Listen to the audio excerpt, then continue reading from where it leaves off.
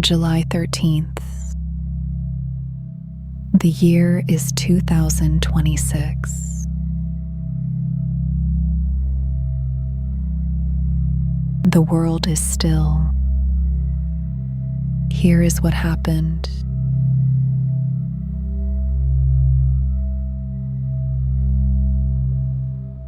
The senior senator from Kentucky broke weeks of silence on Sunday, revealing that a fall led to his hospitalization.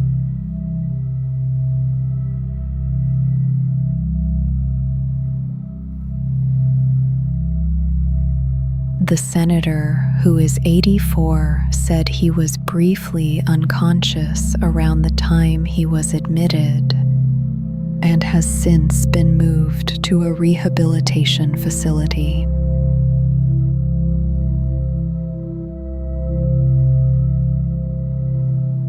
He said doctors found no broken bones, no concussion, no stroke, and no tumor.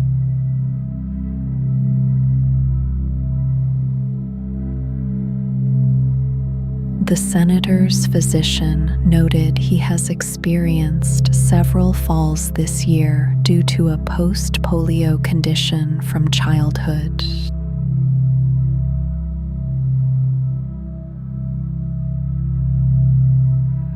He said he cannot return to the Senate quite yet and intends to serve out the remainder of his term.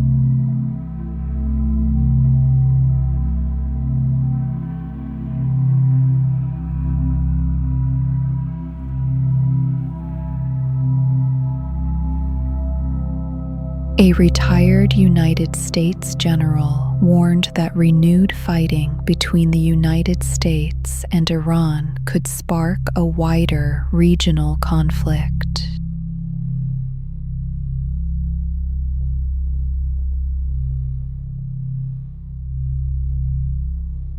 The warning focused on the Strait of Hormuz, a critical waterway for global oil shipments.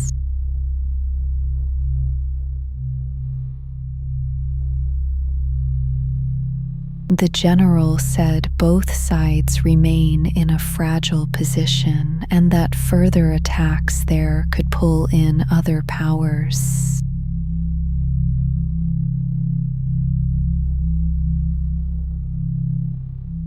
More will be known as diplomatic efforts continue in the coming days.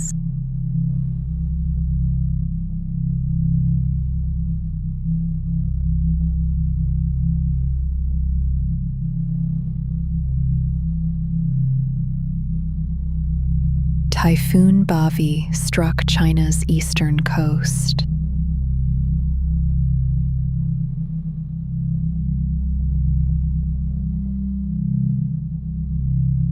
More than 2 million residents had been evacuated before the storm arrived.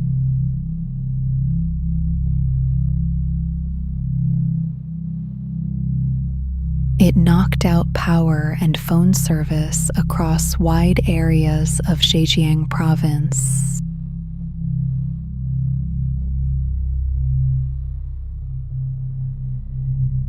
Waves damaged at least one home along the shore.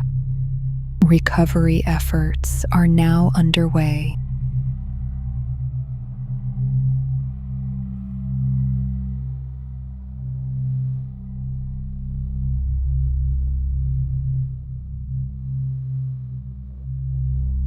The American Red Cross declared a national blood emergency today.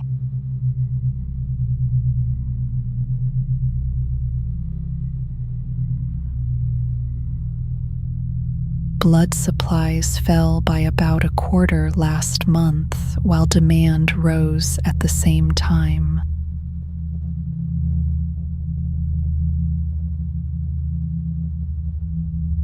The Red Cross is asking people who are able to donate to do so soon.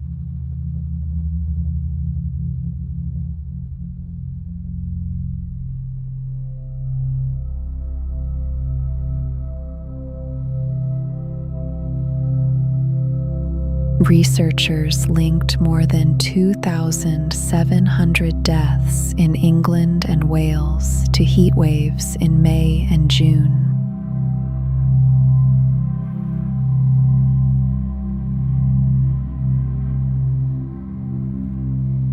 Scientists from Imperial College London, the Met Office, and the London School of Hygiene and Tropical Medicine produced the estimate.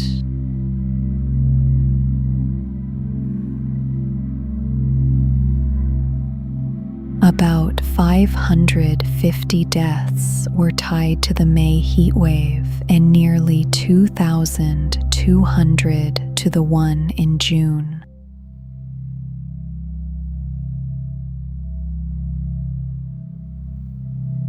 Temperatures reached 35 degrees Celsius in May and nearly 38 in June, both record levels for that time of year.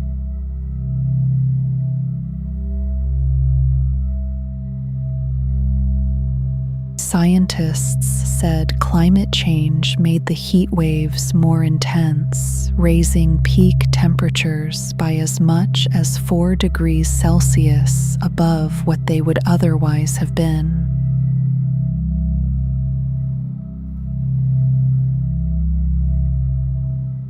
Across Europe, more than 10,000 excess deaths were recorded during the late June heat wave, most among people aged 65 and older.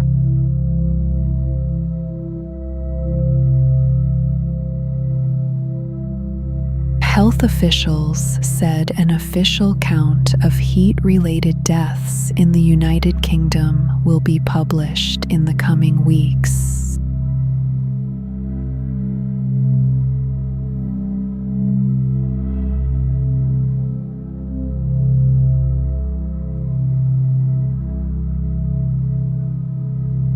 Graduation rates at federally funded Native American schools have risen sharply over the past decade.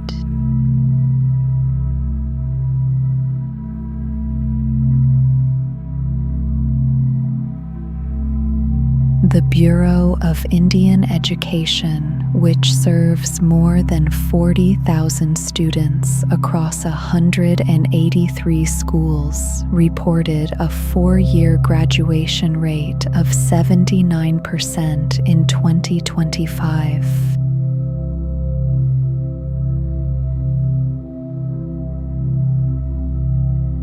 In 2015, that number was just over 50%.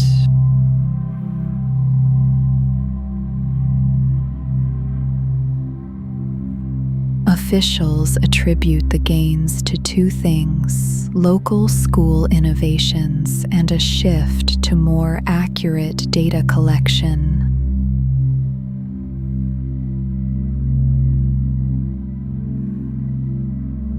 For years, students who transferred to other schools were mistakenly counted as dropouts. New reporting standards introduced in 2018 corrected that.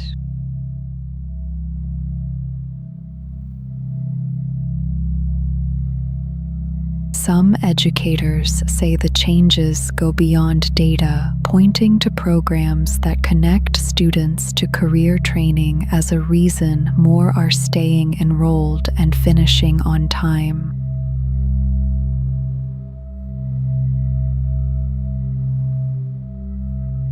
Concerns remain that ongoing federal cuts and the planned restructuring of the Department of Education could put the progress at risk.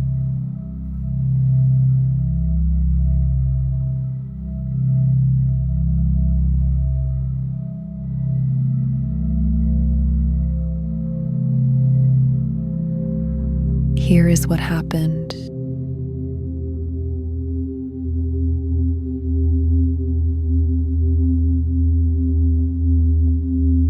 The world is still.